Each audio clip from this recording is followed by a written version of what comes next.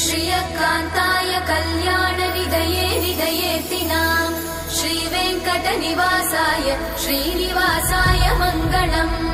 लक्ष्मी सविभ्रमालोकसुभ्रूविभ्रमचक्षुषे चक्षुषे सर्वलोकानां वेङ्कटेशाय मङ्गलम्। श्रीवेङ्कटाद्रिशृङ्गाग्रमङ्गलाभरणाङ्ग्रये मङ्गलानां निवासाय श्रीनिवासाय मङ्गलम्।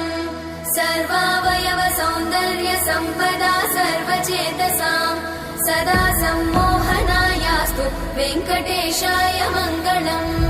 नित्याय निरवध्याय सत्यानन्द चिदात्मने सर्वान्तरात्मने श्रीमद् वेङ्कटेशाय मङ्गलम्। स्वतः सर्वविदे सर्वशक्तये सर्वशेषिने सुलभाय सुशीलाय वेङ्कटेशाय मङ्गलम्।